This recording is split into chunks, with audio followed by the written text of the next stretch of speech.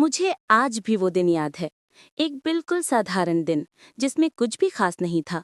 वही रोज की धूप और ठंडी हवा बह रही थी। मैं हमेशा की तरह जड़ी बूटी के बाग में काम कर रही थी।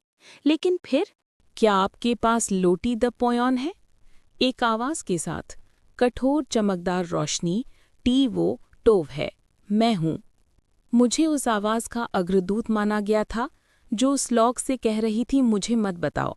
मेरे पास एक ऐसा काम है जो उस समय उस आवाज को सुने बिना भाग जाने पर तुम्हें दूर कर देगा। जी भगवान। देवताओं के क्या जीवन शांतिपूर्ण रहा है? इत्सुले के राजा, क्या मेरा भगवान इसमें मौजूद होगा? वे देवता जो मिराट को देवताओं का राजा बनाते हैं और दुनिया की परवाह करते हैं। और देवताओं के राजा के पास गया। देवताओं के राजा, उच्चतम स्तर के देवताओं को बुलाया गया। अनगिनत लोगों ने पुजारी के माध्यम से देवताओं के लिए संदेश प्राप्त किए। मुझे लगा था कि मेरा कोई लेना देना नहीं है, हालांकि मुझे लगा था कि इसका देवताओं से कोई लेना देना नहीं है, क्योंकि मैं उन मात्र मृतकों में से एक था। भगवान मुझसे मिलने आए थे। क्या ये सच है? देवताओं के लिए एकांत जीवन का अमृत बनाओ और इसका नाम अमृत NEC रखें। टार को औषधि की आवश्यकता है, लेकिन देवताओं को अनंत जीवन की आवश्यकता क्यों है? मुझे पता है कि ये ऐसी चीज़ है जिसे आप अपनी छोटी सी जिंदगी में भी नहीं बदल सकते, इसलिए मैं आपको अपनी जिंदगी ले दूंगा। उसके बाद आने वाला छोटा सा जीवन, जिंदगी, वो परती है। अमृत बनाने में सफल हो जाओ। अगर सफल हो जाओ और जीवित चीज़ें क्रावल्डे हैन यादी आपको श्रद्धांजलि देती हैं, रिकॉग मायोज यो आपको एनी के पीठासन पर रखेंगे और वे 12 देवताओं में से एक हैं। लेकिन उस समय मैं एक टेड बनना चाहता था। वो पॉरिटी श्योर, उसने कहा था जीवन पहले ही गिर जाता है। इसका मतलब है कि मैं मरने तक जड़ी बूटी के बारे में शोध कर सकता हूँ। मृत्यु के बाद भी, नहीं के बाद भी मैं उस समय जारी रख सकता हूँ। वो अमृत कितना अद्भुत है, मैं बनाऊंगा। मैंने भगवान की पेशकश स्वीकार कर ली, जीवन के ग्रेड के राजा को जीत लिया और इस तरह मेरा पहला जीवन समस्याएं मैं ले जाने में सक्षम था। हालांकि कुछ था, जड़ी बूटी जब तक मैं मर गया।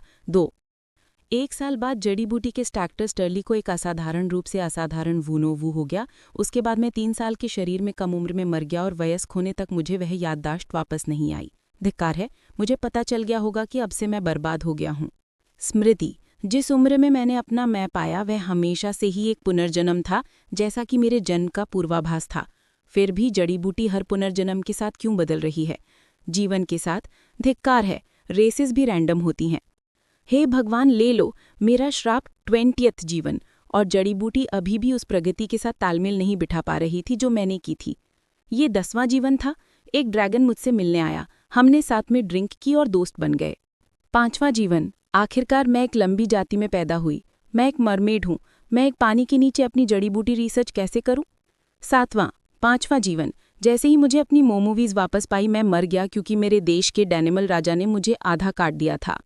8वां जीवन, इस बार मैं एक एल्फ बन गई। वाओ, अगर मैं अपना ध्यान रखूं और अपना ख्याल रखूं तो मैं 4000 साल तक जीत सकती हूं, है ना?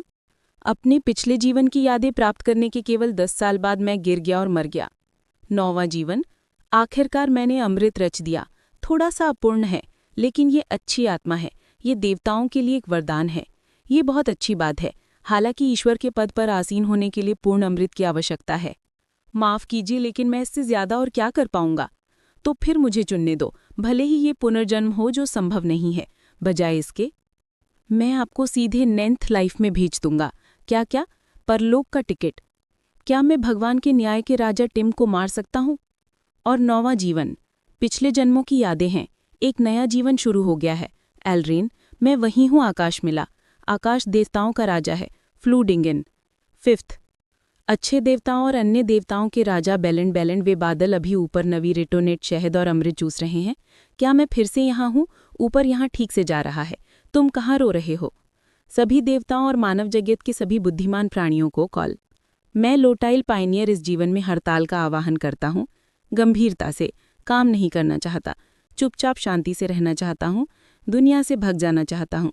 मैं सिर्फ ट्रिब्यूलिटी टीपू पीना चाहता हूँ और इससे पहले कि कुछ भी प्रिडिक्शन यहाँ कर दिया गया।